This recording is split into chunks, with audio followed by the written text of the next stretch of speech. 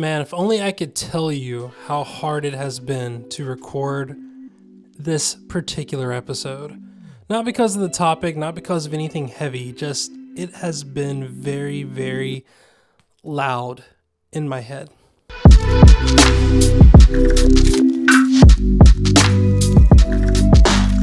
few days ago, I released a newsletter, and in that newsletter, I talked about my life having like this similarity to a Tetris board.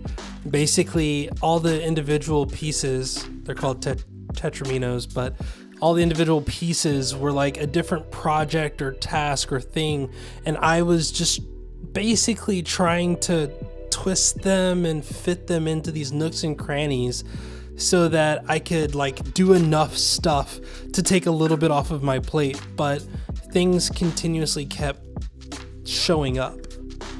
And I think the biggest addition to that has been the YouTube video stuff. You see, I'm new to this, and even though I've done it for a while, I'm still new to this. Like, it feels challenging and hard. And I honestly wish I was talking about all of this stuff right now on camera, but my camera died because I'm new at this and I'm bad and I forgot to charge the battery. So we're back at audio. We'll be back at video, but honestly, I wanted to just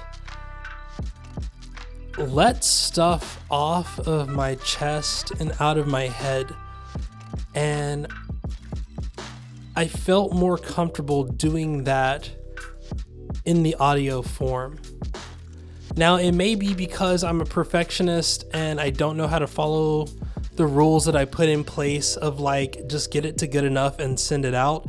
But I'm starting to improve. And as I improve, I think about all of the added time that comes with being better at something. And in my mind, that is probably something that I don't account for in most of the things that I do. You see, when I think about the analogy of like projects and tasks and things being Tetris pieces, that's not the best analogy at all, because a Tetris piece is pretty simple. I mean, it's one of, 6 shapes. You got your O piece, which is a square, your line piece, your L and J's, and you have your S and Z's, and you have your T piece. Like, that's it. You got a handful of options and nothing else. By the way, that's 7 pieces, not 6. But it's not, and maybe it is. No, it definitely is. Because you see, as you get better, the pieces fall faster and you want to do more with them. So it's almost like the number of things that actually belong in the task increase. I don't know. Like I said, I'm trying to get all of this out of my head, and it's frustrating me in some ways, because normally I would just write it all down, but it doesn't fit. I don't have enough paper to write it all down. This is one of the reasons I like paper. In fact, I have been writing it all down. I've written it down on several pieces of paper. I've done videos, I've done audio, and I guess I'm here to say, I don't know. I don't know how to make people more productive. I don't know how to make myself more productive.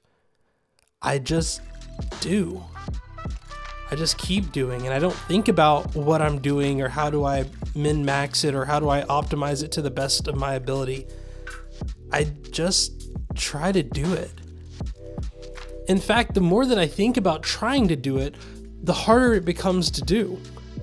So by just doing it, it becomes easier than ever. Some people call this pulling the cart before the horse. Some people call this, thinking before, or doing before thinking, or But at the end of the day, I don't know. I don't understand why this process is so bad. I mean, I'm not doing anything dangerous or perilous. I'm not making decisions on a complete whim. I'm just not trying to see the entire plan before I execute. And I don't know why that works better than doing that, than trying to overplan or overthink. I guess part of it is, similar to like in the military, we did this thing called the OODA loop, which was orient, observe, decide, and act. And the idea was you would see what was going on, you'd make an observation, you would orient yourself to the situation that you're in, you'd make a decision, and then you would act on that decision, given all the information that you have in front of you. And part of me thinks that that's what I'm doing, is that I'm just acting on partial information and leaving myself space to move as new things arrive. But then I also think about another thing we did in the military, which was called the OSMIAC, which was literally like a mission document. You started with the objective, the situation, the mission, the administration, and the logistics. I mean, basically you wrote everything down. You had it all planned out, and you knew everything that was supposed to happen from an overarching angle. You see, these were the plans that the commanders made. You would read these and then operate on them. But the people in the trenches weren't making these plans. And I don't mean literal trenches. I mean the people that were doing the work, the people that were like out in the field making things happen. They knew what the plan was, but they weren't necessarily concerned with the overarching goal. Instead, they were just OODA looping all over the place, Now have the Oompa Loompa song stuck in my head. But I wonder, we often hear this idea of like, take control of your life and be in charge and be in command of your productivity and all these things. I think I'd rather just kind of be the person in the field, if I'm honest. I think I'd rather be that person that's just making observations and reacting towards them.